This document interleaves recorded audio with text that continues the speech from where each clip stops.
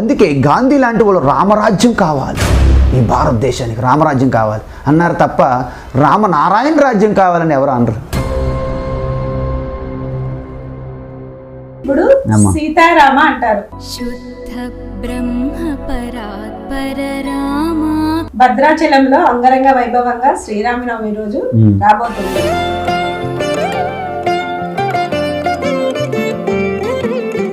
కానీ ఇప్పుడు సోషల్ మీడియాలో ఒక పేరు వినిపిస్తుంది, అంటే సీతారామ అని పిలవకూడదు,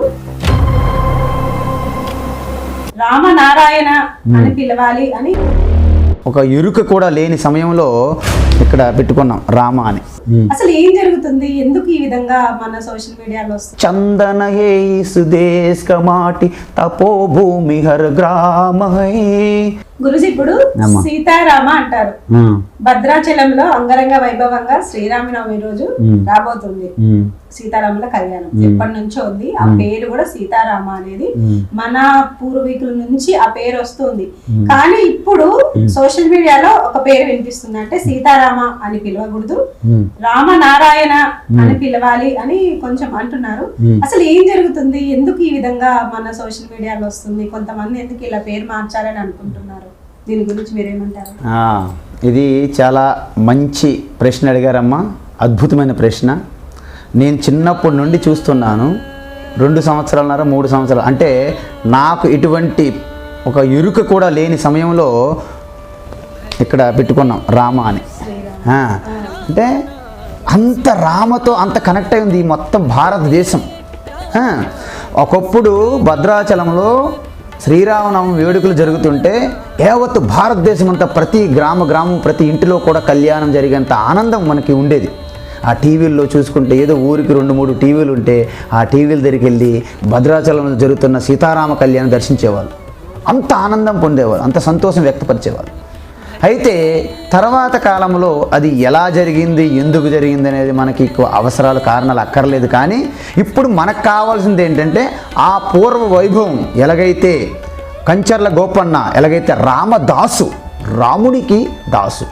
నారాయణని మనం ఫాలో అవ్వలేము. నారాయణ అనే కూడా ఒక వ్యక్తి కాదు, ఒక దేవతా స్వరూపం. అంటే అది సర్వవ్యాపి నారాయణ, అంటే అంతః బహిష్ట తత్సర్వం వ్యాప్య నారాయణ స్థిత. నారాయణని సత్యం, తత్వం. శివ నారాయణ 2 కూడా తత్వము, సర్వవ్యాపి చైతన్య స్వరూపం, బ్రహ్మ, శుద్ధ బ్రహ్మ.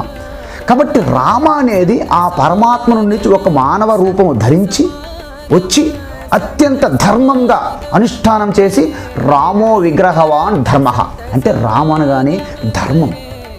ధర్మానికి ఒక విగ్రహ స్వరూపం ఉన్నది అనుకుంటే అది శ్రీరాముడని చెప్తారు.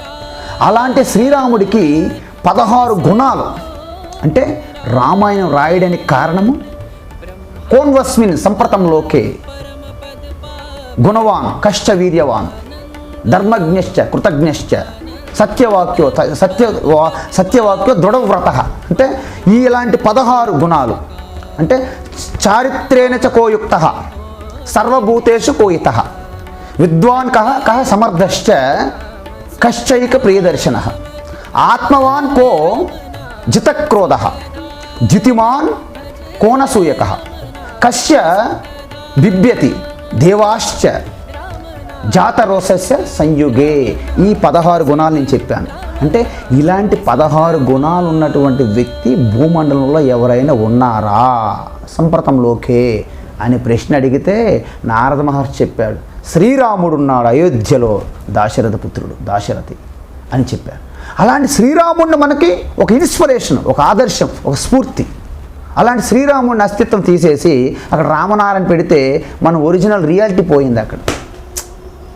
ఇప్పుడు నా పేరు స్వామి స్థిత ప్రజ్ఞానంద, మా గురువు గారు ఉన్నారు విశ్వవిఖ్యాత దయానంద స్వామి, చిన్మయానంద స్వామి, తత్వవేదానంద. నా పేరు ఎక్కడే చెప్పకుండా దయానంద స్వామి, చిన్మయానంద స్వామి, శివానంద అనుకోండి, నేననే లేనాక అక్కడ నా అస్తిత్వం పోయినట్లు లెక్క.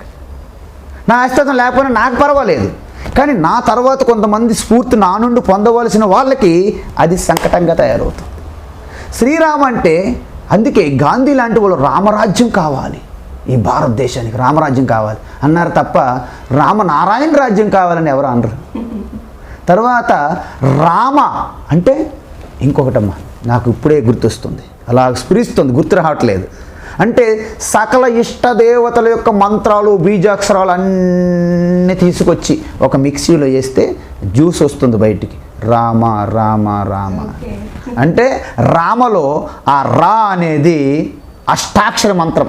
ఓం నమో నారాయణాయ అందులో రా, తర్వాత నమశివాయ పంచాక్షర మంత్రం. ఎందుకంటే శివ విష్ణు రెండు ఒకటే. హృదయస్థంలో శాంత స్వరూపమైతే శివ, అదే సర్వవ్యాప్యంగా ఉంటే విష్ణు అని అర్థం. కాబట్టి రామ అంటే శుద్ధ బ్రహ్మ పరాత్పర రామ, కాలాత్మక పరమేశ్వర రామ. అలాంటి రామ అంత గొప్పదనమాట. అందుకే బోయవాడుగా అత్యంత కిరాతకుడుగా ఉన్నటువంటి ఆ రత్నాకరుడు సత్సంగము ద్వారా నారద మహర్షి దేవర్షి నారద ద్వారా రామ అనే ఒక నామాన్ని తీసుకొని బ్రహ్మర్షిగా మారారు. అంటే ఈ భూమి మీద పుట్టిన ప్రతి ఒక్కరు కూడా శ్రీరాముడు పుట్టక ముందే రామ ఉంది వేదములో. శబ్దం పరాత్మకి, పరమాత్మ యొక్క పేరు రామ. రామ అంటే ప్రతి ఒక్కరి హృదయస్థములో రమించి క్రీడించి ఆనంద ప్రేమ స్వరూపానికి రామ అని పేరు. కాబట్టి రామ ఎక్కడలే చెప్పండి, ఆత్మరాముగా అంతటా ఉంటారు.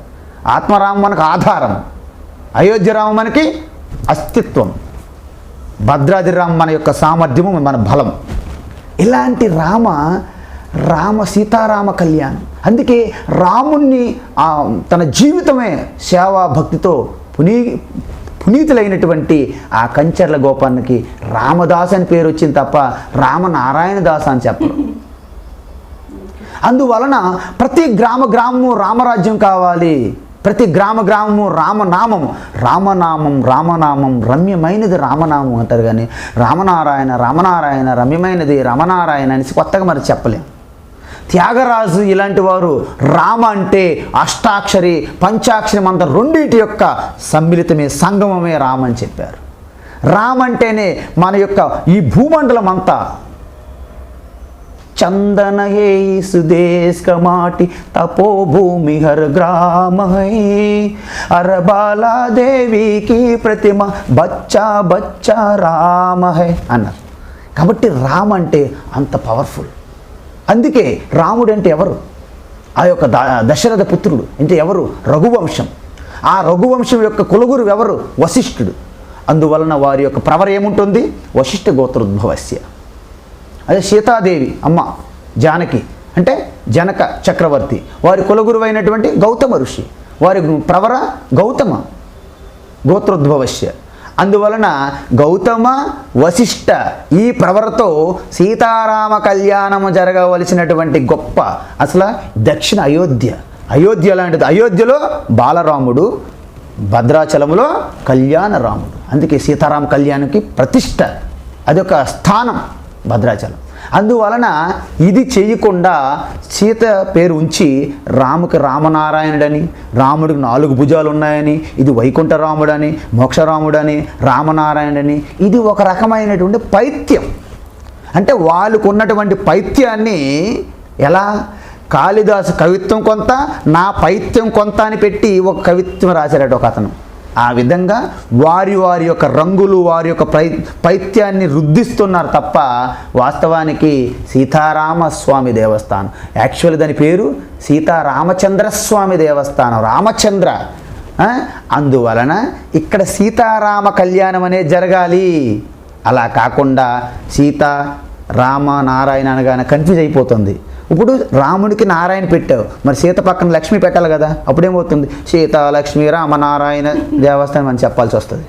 అంత కన్ఫ్యూజన్ అనమాట. అంటే కన్ఫ్యూజన్కి అక్కడ ఆస్కారం ఉన్నాయి.